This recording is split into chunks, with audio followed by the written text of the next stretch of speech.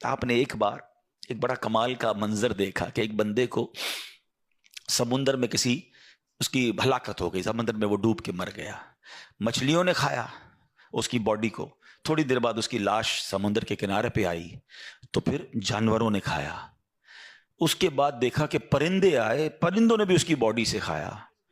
آپ کے ذہن میں خیال آیا کہ یا اللہ، یہ بندے کو قیامت کے دن تو کیسے اٹھائے گا؟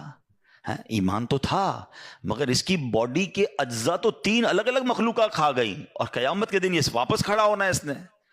سبحان اللہ، آپ نے اللہ سے کہا وَإِذْ قَالَ إِبْرَاهِيمُ۔ پھر یہ دیکھیں حضرت ابراہیم کا یہ واقعہ بھی قرآن میں موجود، 3 پارے میں سورہ بقرہ۔ آپ کہتے ہیں وَإِذْ قَالَ إِبْرَاهِيمُ رَبِّ أَرِنِي كَيْفَ تُحْيِي الْمَوْتَى۔ حضرت ابراہیم نے عرض کی کہ اے میرے رب مجھے دکھا دے تو مردے کیسے زندہ کرے گا؟ ارشاد ہوتا ہے قال اولم تؤمن، اے ابراہیم تو ایمان نہیں لایا؟ تجھے یقین نہیں؟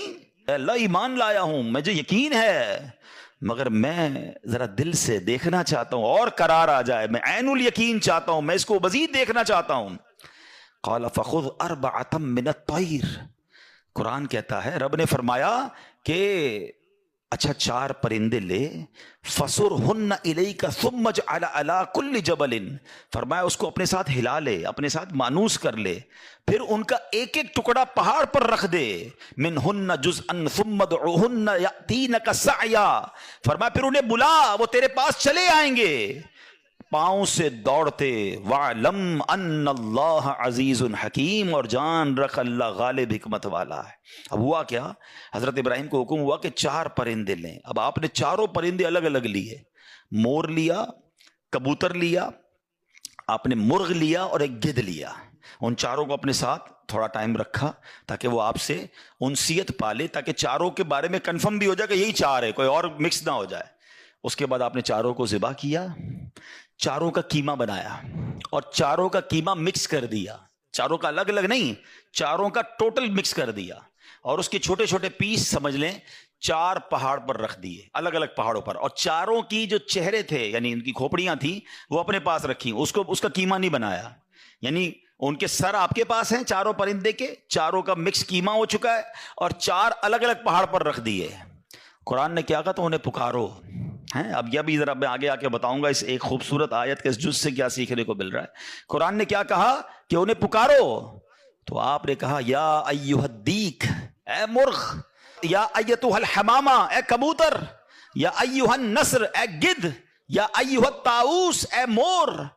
آپ کی پکار پر وہ 4 پرندے جو ہیں ان کا قیمہ اب آسمان پر اڑنا شروع ہوا ہے۔ فکشن، گرافکس ہیں، آج کل اینیمیشن کا دور ہے، کمپیوٹر پر جناب لوگ بہت ساری چیزیں بنا لیتے ہیں۔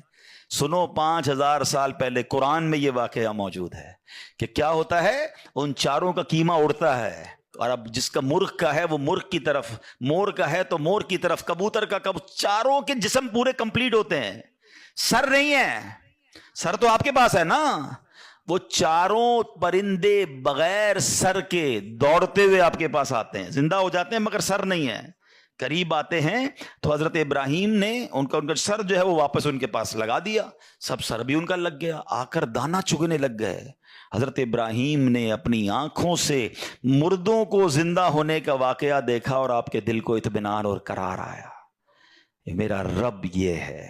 کیسے ہیں کہتے کسی کو شیر کھا جائے، کسی کو مچھلی کھا جائے، کسی کی سمندر میں موت آ جائے، معاذ اللہ کسی کے پرخچے اڑ جائیں، کوئی آگ میں راکھ ہو جائے، میرا رب چاہے تو سب کو دوبارہ جسم، ان کی تمام باڈی کو پھر کریٹ کرے گا اور وہ قیامت کے دن جمع ہوں گے۔ حضرت ابراہیم نے یہ اپنی آنکھوں سے دیکھا۔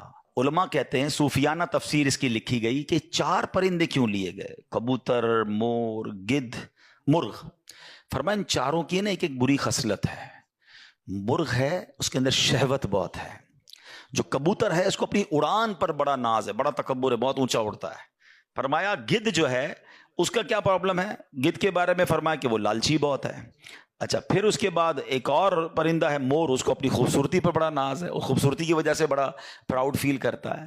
تو فرمایا یہ 4 بری عادتیں ہیں اس کو ذبح کر کے یہ پیغام دیا گیا کہ اگر تم بھی اپنی اونچی اڑان، اپنے اونچے مرتبوں، اپنے اونچے مقام کا تکبر چھوڑ دو، اپنی خوبصورتی پر گھمنڈ کرنا چھوڑ دو، ہوس اور شہوت کے بعد اپنے آپ کو بچا لو، لالچ کر کے دنیا کے بال کے پیچھے بیڑا غرق اپنا نہ کرو، اگر ان عادتوں کو ذبح کر دو تو اللہ آج بھی تمہارے دل کو زندہ فرما دے گا۔